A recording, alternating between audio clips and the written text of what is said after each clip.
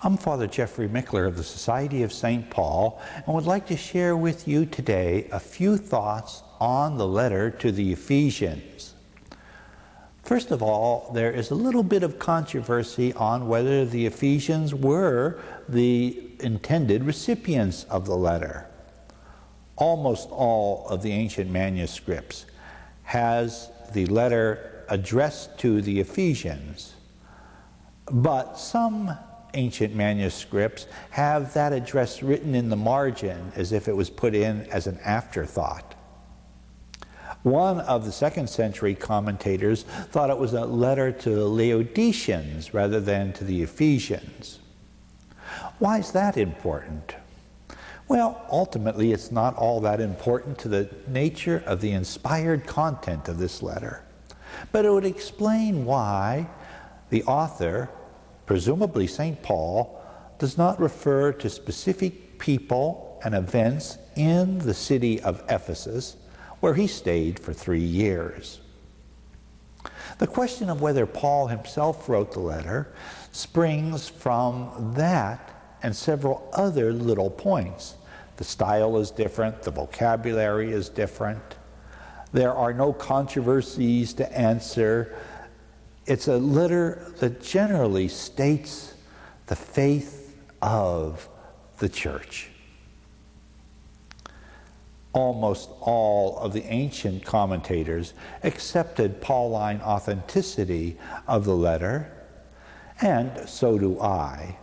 However, many have understandable questions because it's so different from everything else that Paul wrote.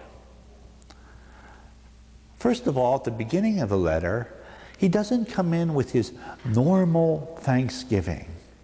You'll see in the other letters where he begins, I thank God for this, I thank God for that, I thank God for you. But instead, he begins by singing God's praises. It's almost like the Beatitudes, except for God. Blessed be God for this, that, and the other thing. It's lofty language, beautiful, soaring. That's why some call the Ephesians the queen of the epistles. He starts off with that note of praising God and continues a positive presentation of the faith throughout each succeeding chapter. But like Paul, in all of his other letters, it's not only lofty, but it's also practical. In this letter, he speaks about the body of Christ, the central ecclesial vision that Paul had, that inspired moment that explains how there could be such diversity in the church and yet such unity as well. The body of Christ. In the other epistles, one senses that when he talks about the body of Christ, it's in very particular terms. The body of Christ in the local church gathered around the Eucharistic body of Christ in the breaking of the bread. But now, in this letter, he speaks of the body of Christ that transcends the local church, embraces the universal church. Here the church is made up of Jews and Greeks alike, people of all nationalities and backgrounds. This lofty understanding of the body of Christ that permeates Paul's vision is presented here so well.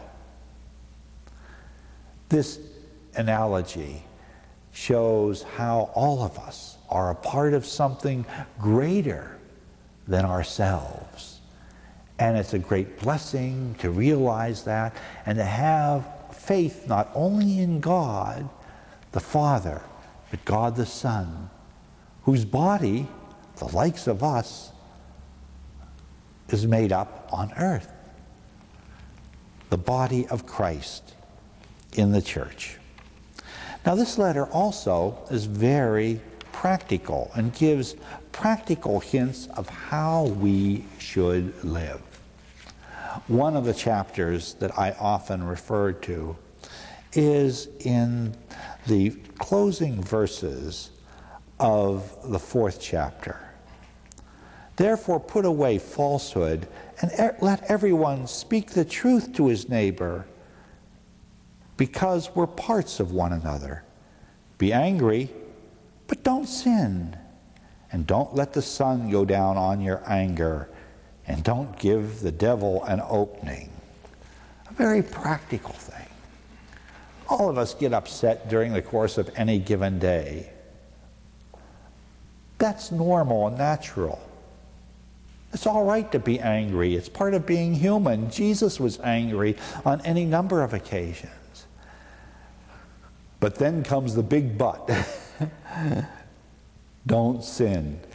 Don't be angry at the wrong person for the wrong reason at the wrong time. Don't explode and hurt other people. Don't sin against God through our angry outburst. And if we are angry, not to allow that anger to fester. He gives us the classic line, don't let the sun go down on your anger. Don't go to bed enraged. Try to be at peace so that we could start the next day fresh and unimpeded by the events of the past, the day before. And then he goes on to say how people have a change in their lives and how anyone can be saved, but with that salvation comes responsibility. He says the thief must no longer steal. Instead, he must labor and do honest work with his own hands so that he'll have enough to give to those in need. So someone who's a thief has to have an honest living and work very hard, not only to support himself and his immediate family, but work very hard so that he can make up for the past injuries he had inflicted on others by helping those who were in need in the present. Quite a challenge.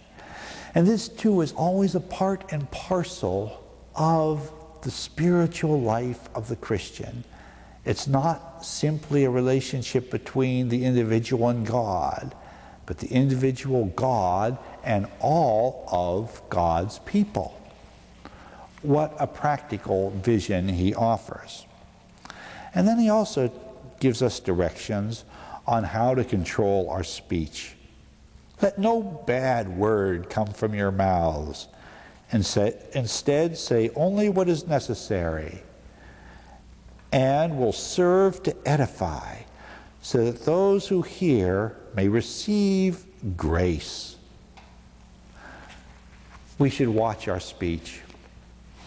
We shouldn't talk on and on about useless matters, and we certainly shouldn't defame others or speak in such a crude manner that people will feel that God is not in our lives, but the enemy and the enemy camp. He said, in our speech we can grieve the Spirit. Rather, we should give the Spirit cause for rejoicing, and all those around us should delight in our presence, confidence that what's going to come out of our mouth will edify, build them up. That's what the word edified means, and not tear them down. This is a very practical epistle, as well as this lofty, soaring one. Each of our words should be well chosen, so that we can fill each other with courage, encourage one another. And each of us can be enthusiastic about life. The word enthusiasm means to be filled with God. And if our godly words could encourage others, they will inspire others and strengthen ourselves in the process. I hope that you'll find God in your life and reflect that in everything that you say and do.